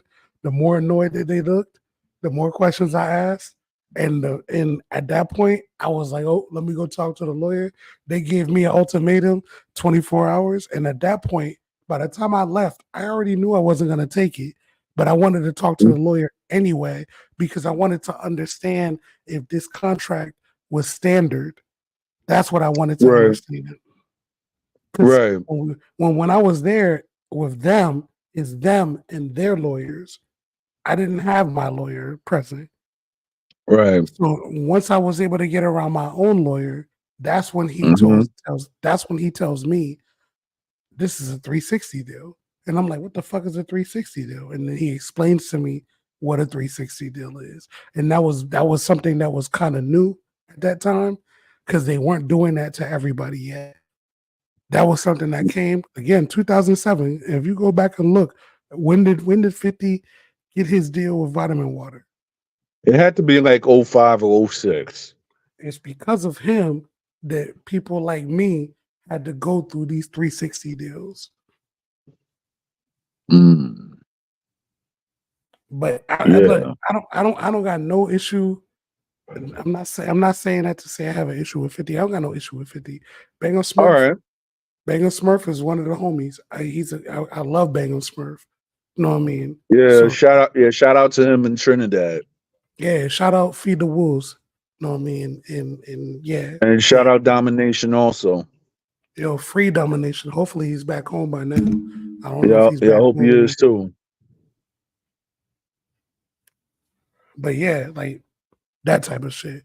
It was just a weird feeling, bro. Like it's weird when somebody knows what you like. And it's like the thing is a lot like now mind you, I'm a paranoid individual anyway. So like let's say Don, so check this out, right? Let's Mm-hmm. say you one of my homies, right? Like Right. my little homie Menace, right? Right. I could be at the crib throwing a party with like 40, 50 people at the crib, right? As Right. long as Menace is at the crib, I'm Mm-hmm. good. I can get Yeah. I can get as fucked up as I want. I can get passed out drunk as if I want to. Why? Because Right. I know Menace is there. I know that he ain't gonna put me in no position where I'm gonna be fucked up in terms of anything getting crazy that I'm not able to deal with because he's there. You know what I'm saying? They didn't have Right. me with none. They didn't have me with none of my niggas. It's just me. Yeah. Talking about that, right? It goes back to something that DMX went up and said, right? In the interview, and he said that he came across Pac. Right. He went up, he was like, yo, I don't know if you knew Pac's people beforehand or anything like that. He was like, yo, Pac wasn't the same when I met him because he wasn't with the people that he actually started out with. It's And he was also like, you got to remember though, DMX didn't like Tupac, so let's put that disclaimer out there. He didn't like Tupac. right.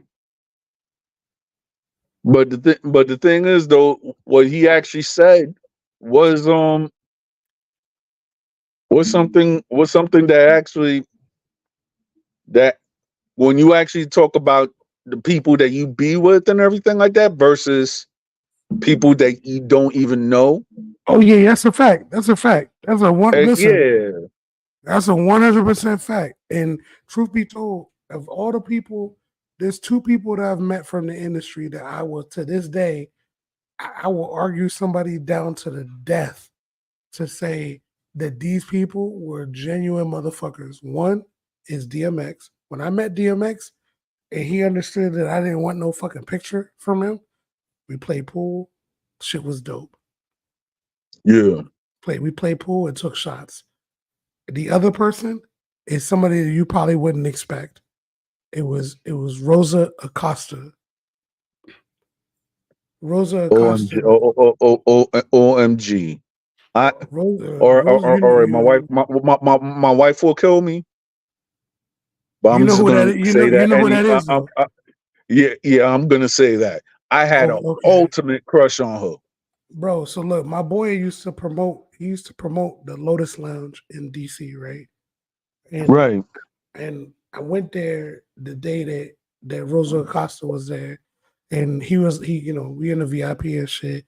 Everybody's looking to take pictures of her, and then I'm like, yo, that's Rosa Acosta. He's like, yeah, and he's like, yo, you want to meet her? I said, yeah, why not? We let's meet her. So I meet her, and then she's doing the Shaquille O'Neal. You remember how Shaquille O'Neal used to be like, everybody played hard, everybody played hard. He just had Yeah. he had his like his stick that he just went through. So Right. she's thinking that I just want to take pictures. I'm like, nah, fuck a picture. What are you drinking? And Mm. then, and then she looked at me weird, and I was like, yeah, like that's the type of time that we was on. And then we all had fun for the whole night, just drinking and going crazy in the Lotus Lounge. Because and my thing was I didn't give a fuck about. I'm not no fanboy. And that's one of the things I try to explain to people. No, produce the receipts, blah, blah, blah. Bro, I don't take pictures of motherfuckers who I'm chilling with. I wasn't from that era. I'm not from the era where I need to take a picture of everything I do. Right. That's not the era I'm from. Know what I Mm-hmm. mean? So I'm like, when I like she was super cool, bro. Like when I tell you super cool, I'm talking about super cool. Like super cool. Her and DMX, those are the two main ones that I give mad credit to, bro. Because Right. I was able to have genuine interactions with them where we're just having fun. All right. One thing that I gotta say, because I'm going to tell you out in the industry, like my times that I bumped into people and everything. There's only one person that I could actually generally say that I've actually met face to face, and we just chopped it up a little bit. Didn't get no autograph or anything like that. Me and that person just chopped it up. And he act well. I don't know if he was really the member of Dipset, but I do know that he actually 1 or 2 years ago he suffered a personal tragedy. Who you talking So about? Who you talking about? Hell Rel? nah, he suffered a tragedy too. But I haven't met him. So when I was still living in Jersey, there was a mall. I forgot what the mall was named. Right? It was 40 Cal. So me Mm. and So me and 40 Cal, we chopped it up a little bit. You know, he was signing autographs or whatever. But you know, the way that my sister told me, like when you meet stars and stuff, I didn't go around and ask for the autograph. So we're just talking on straight business, right? Like, okay, when your next mixtape is gonna come out, etc. So Right. that's the only person that I've met in that I met like from the Dipset. And it was like maybe when Dipset was first coming out. I did go to a Jimmy Bronx Cafe. This was like around '03. It was like it had to be either '02 or '03. Then I went to Jimmy Bronx Cafe, and then that's when the Dipset came out. So Yo, that's bro, why I was listen. like, Listen, I sent you my email oh in the yeah, back in the back all right, channel. Like, look, we can exchange numbers in the back channel. The thing is, like, when it comes to Dipset, because I fuck with them heavy, bro. I fuck with them heavy, but yeah, there's a lot of shit I don't like. I just leave it. It's better. yeah, Yeah, it's better to be. It's like we can talk off the line about that. So I sent you that. I sent you that email address so that you all can right, send me the number, and I'll send you my number. We can talk. But like all right, like bro. Dipset looked out for mad motherfuckers, bro. Mad I believe motherfuckers. it. I And, believe it. I've they, heard stories. I'm not gonna go around and talk too much, but I do know exactly. this for a fact. Exactly. And that's the reason why, and rather than me say something, I just send you the email address. You send me the number. I'll hit you up. We'll talk. Because I'm like, Dipset, like, yeah. Them niggas was out here. They was really around. They was out here. They was outside. I know. I know. Trust me, You know I what I do mean? know that. Yeah, they was outside. And it's like if you Hmm. want, and not everybody, and everybody has their own Dipset story. Because not everybody's Dipset story gets as close as Joel's, Jim, or Cam. Some people stop at Hell Rel. Some people stop at what's the dude you just mentioned? 40 Cal. 40 Cal, or the other dude, freaky some shit, freaky Zeke, whatever. Like, Yeah, you know, some people's stories stop at that name, but Dipset was outside, bro. Like they was yeah, outside. yeah. And and to talk about that, this is how you know that the world is so small. I went up and I posted a video about on my TikTok about Afro Dominicans, right? Mm-hmm. So I posted one of the guys. Well, I don't know if you're familiar with Spanish music, but there was a group back in the day in like 1997 called DLG, which is called Dark Latin Groove, right? Mm-hmm. So one of the guys who was in that group went up and contacted me saying that since I put a picture of him and a person that he was related to, a older Dominican singer, well, he passed Mm-hmm. away now. He Mm-hmm. was like, "Oh, that person was my relative." So when me and this person was talking about about a mutual friend that had passed away, he was telling me like, "Yeah, I knew that person. That person." I went up and I put him on to my two cousins. I was like, "Who's your two cousins?" Uh, Jerry Ryder and Fred Money. I was like, "Ah, crap, small world." So I'll tell you more about the stories when we exchange numbers. Yeah, no, I got you, bro, because it's similar to what I was telling you about Bengal Smurf. But look, hey, all I'm gonna say is this: there's a lot of real niggas out here, and a lot of real niggas in the game, and we'll talk. Me and you will talk. Because the thing is, like, I wanna, if when you and I talk, certain shit you can talk about, certain shit you can't talk about, and it's just the etiquette of the game. You know what I mean? And I I wanna, understand. I wanna make sure that I'm not violating the etiquette of the game. You know what I mean? Right, right, That's that's what it comes down to for me, at least. It's like I want to make sure that we're not violating the etiquette of the game. You know what I mean? But exactly.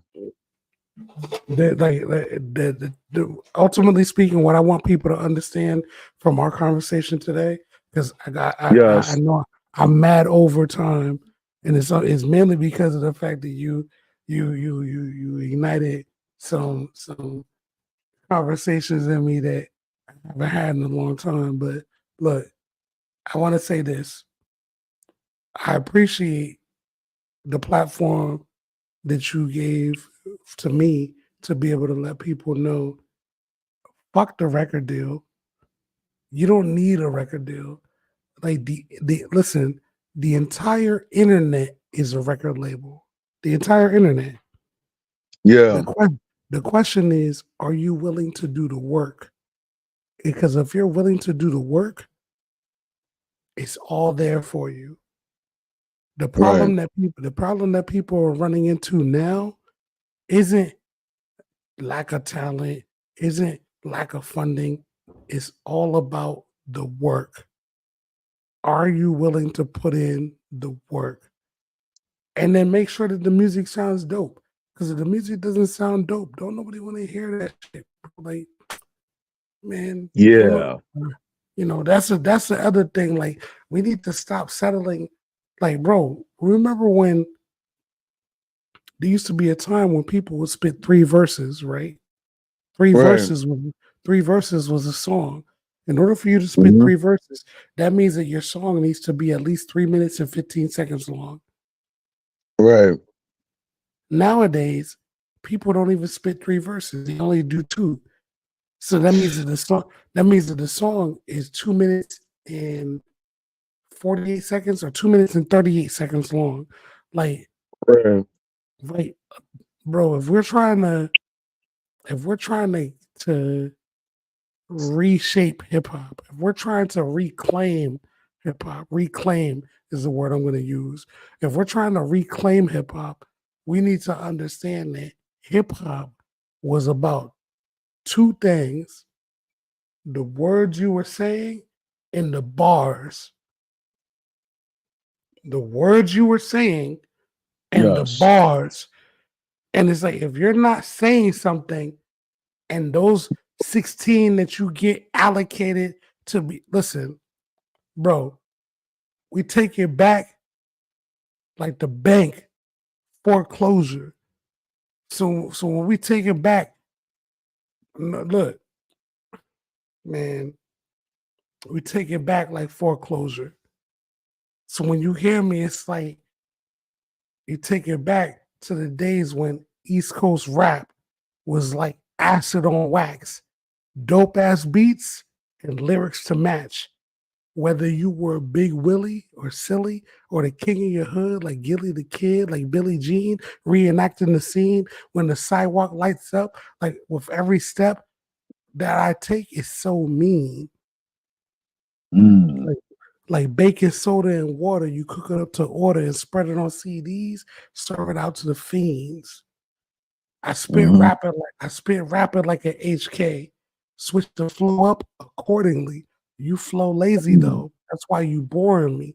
I was a fat boy. mm. I was a fat boy like disorderlies, but I ran with more AKs than black sororities.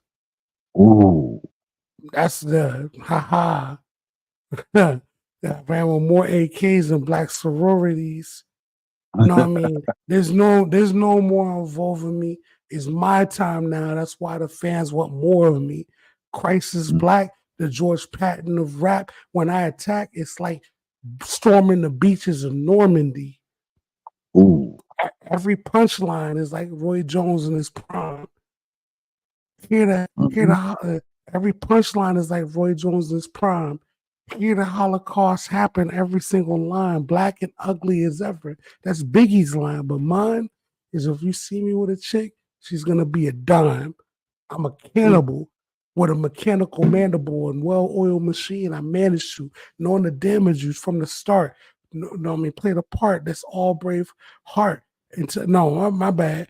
Play the part that's all brave heart until my team played the scene from Napoleon Bonaparte. Like, bro, listen, I'm East Coast to the bone. When I came up in DC, they were still doing go-go. I was coming up doing hip-hop in DC at a time when they didn't even respect hip-hop in DC because it was Wow. go-go. Because it was go-go. And yeah, I was underage, 15, 16, but that's the scene that I came up in. All right. So When you mean go-go, I heard of something, maybe you could confirm it to me, but I've heard something which is like, okay, like when it was Wale, right? And it was like, no, no, no, I no, remember no, when, not, no, not, not. no, I'm not gonna let you do that because Wale is a son of Southeast Slim. Wale, bro, when I was coming up, there was no Wale. right. When I was coming up, I don't know if y'all remember this song called "Put Me in the Pocket," "Put Me in the Pocket." That was Tabby Benet.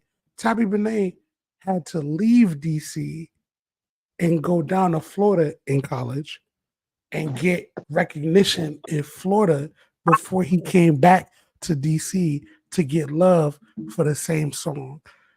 What I'm saying is that I was before all of that because even though we might be the same age, I got started way earlier than they All did. right. All right. No, the reason why I was saying, because when Wale first came out, right? And there was like an older guy that, that he was, I guess, playing the guitar or whatsoever.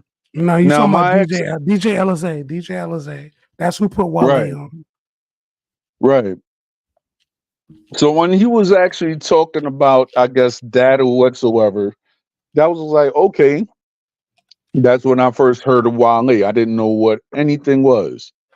And there was a guy that actually told me that he was a real fan of Wale because he went to school with Wale or whatsoever. This was like around 2010 or Bet you he's so, from. like when I came back from I, the Bronx. I bet you your friend's from Maryland. He's not from DC, even though Wale used to claim DC, but he's really from Maryland. Yeah, Okay, my friend went to school in Maryland, so yeah, exactly, exactly.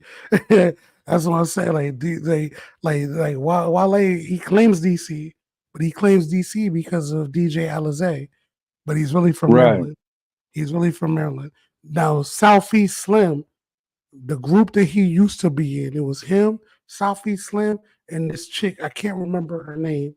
To this day, I don't remember her name, but they were a group originally, and it wasn't Wale wasn't the main person. It was Southeast Slim. All right. DJ Alizé selected Wale out of that group, and that's who he Mm-hmm. decided to push. Wale had a All right. dude. Wale had a dude named Black Cobain. And if I'm not mistaken, I might be wrong on this. So please don't hold me to this. But I believe All that right. Black Cobain was from Alexandria, Virginia. He wasn't even from DC. Mm. But that's the DMV. That's what like the people you have to remember there was two different cultures happening in DC at the time. There was the go-go culture and then there was the hip-hop culture. All right. So What I what? So the go-go culture. What was that? Because I've heard of the name, but I'm not familiar with that. hold on, my bad. I'm sorry. I was reading the chat. What did you just say? The go-go culture. I've heard of that culture, but I'm not familiar with it. What was that at that time? I'm just asking. Yeah, I mean, look, like the go-go culture. I'm never gonna shit on the go-go culture because go-go is DC. Like that is All right. that's DC through and through. It's just that wasn't something that I gravitated to. You know what I All mean? right. That's like the Chuck Brown. That's the Rare Essence, the Backyard Bands. All matter of fact, there's a song that you've probably heard, "Faces of Me." You can look that up on YouTube. "Faces of Me," the go-go version, is a go-go version of a pop song. All So, right. so essentially, there was a time when go-go would just do remakes of pop songs, but they would do it All right. over go-go beats. Okay. A. Marie came out when she did that song. "It's this one thing you got me tripping." Boom. That was actually a go-go beat. The band that she had make that song for her and perform it with her was a go-go band. Yeah. That's what. A matter of fact, that's what. When I saw that interview, I couldn't. I thought it was like, okay, like I'm not the expert of it, but it sounded like old bluesy or stuff like that. But I wasn't really sure about it.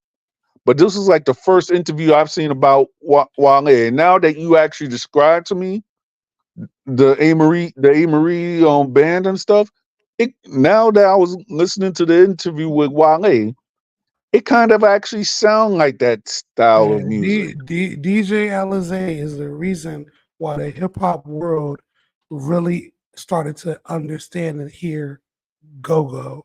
When look, there's a song with Wale and Lady Gaga. Right. It's a straight up go go beat. All right. Straight up, it's a straight up go go beat. Now again, I don't have no issue with go go. Like hold on, D Trail, um, and D Trail. I hope I'm not misunderstanding what you're saying.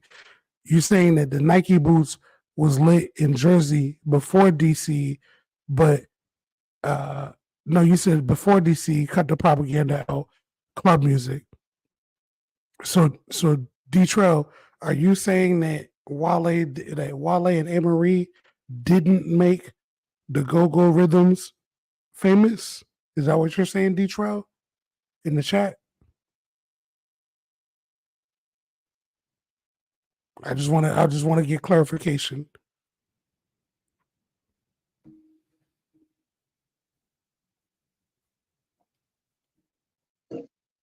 Okay, okay, yeah. Okay, so yeah. So look, Go Go with Wale. Wale was chosen by DJ Alizé. DJ All right. Alizé was the one who put Wale out there, and then after Wale got out there, he didn't take DJ Alizé with him. Wow. Okay. My last question, and I know you might be familiar with this. While growing up in DC and everything like that, um, there's something I know that Baltimore have had crazy dances that I do not know of. No, The no, no, only no, thing no. So they're two different environments, bro. DC, exactly, I'm just saying. yeah. I know. I'm talking about Baltimore because I know Okay. certain people because I know that DC and Baltimore are two different environments. What like in your views and everything like that? What year or or anything that you got hip to Baltimore or you've always Okay. been hip to Baltimore? I've always been here to Baltimore at a hip hop level. So D Trail, you're right. Wale didn't make Go Go famous. And that's not what I said. What I said is that Wale used the Go Go beats. He used the Go Go beats, just like A. Marie used the Go Go beats. They didn't give credit to Go Go, but that's what they used for their initial singles when they first came out. So if you go back and listen to the Wale track with Lady Gaga. Lady Gaga, and then you go back and listen to it's this one thing that got me tripping from A. Marie. Those were go-go beats, bro. Those were go-go beats. And the thing is that when they did it, it was dope, but they didn't take the bands that performed it with them. They didn't take those bands with them to go forward, is what I'm saying. They didn't give them more opportunities, is what I'm saying. That's what I'm trying to say, D-Trail. Now, to your question, Armando, check this out. DC and Maryland, DC and Baltimore, two different ecosystems. Baltimore always had the hip hop. Like bro, I'm shout out to Black Sand. I don't even know if Black Sand is even still a thing, but I remember at the age of 15 hearing about Black Sand when I was first getting into the hip hop scene in DC. Black Sand was a group out of Baltimore. I think there's another dude too. I can't remember his name now, but he had a song where he was dissing Wale at one point. I can't. Oh, Boss Man. He's another one out of Baltimore. You know what I mean? My boy Wordsmith. He claims Baltimore, but he's not really from Baltimore. He's actually from VA. You know what I mean? All right. But it's like Baltimore always had their own scene. They always had their own scene. Right. So it was just one of them things where you were either go-go or you were hip hop coming up. All right.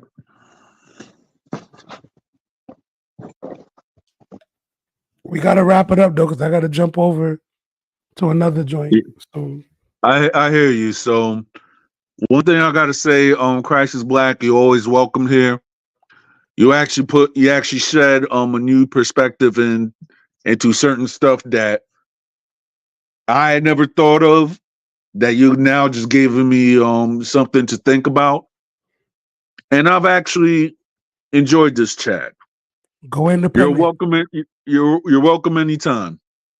Go independent. If you're an artist and you in this chat right now, and even if you haven't put anything in the chat, and you're just watching, go independent, bro. Like when you go independent, it might take a little bit more work, but guess what? If you sell 100 and you know you can get $7 or $8, depending on how much you foot the bill, that return is a lot more. So you don't have to sell as much in order for you to see the reward. Go independent. All right. Got you.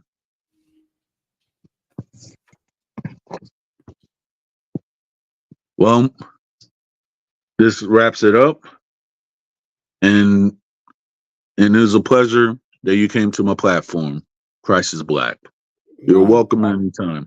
Armando, hit me up on the back channel. I'm gonna tell you a couple of the other stories on the back shit when we link up afterwards. I'll tell you about that. All right, bro. I sent you my email.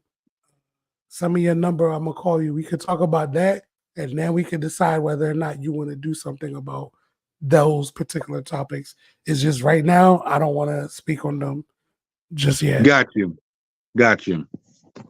All right. Hey, yo, I appreciate you having me, bro.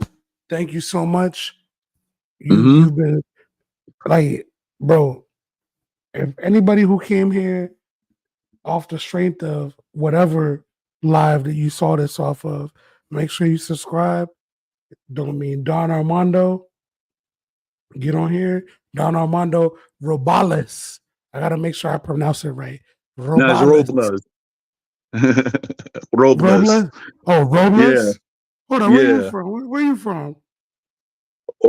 Originally, it's like I was born in the Bronx, but my family from the Dominican Republic. Okay, so y'all do it differently than the Ethiopians do, because it's Robales on the Ethiopian side. But yeah, we could do it from the Bronx. Robles. And it's funny because And it's funny because they always mistake me for Ethiopian or Eritrean. Yeah, it's because that last name is actually Ethiopian. Like, so yeah, that's why I said Wow. Robles. But it's okay. Got you. If you say it's Robles, I'm gonna say it's Robles. You know what they say? Got you. Your mama name you Clay, I'm gonna call you Clay. So yeah. Got you. that type of shit. But look, thank you for I appreciate the fact that you were patient enough to wait until AD was able to link us up. I appreciate you, Yep. brother. Like straight up. Anytime. And I'm glad that you allow me to be on this platform, bro. You take it easy, all right? All right. One.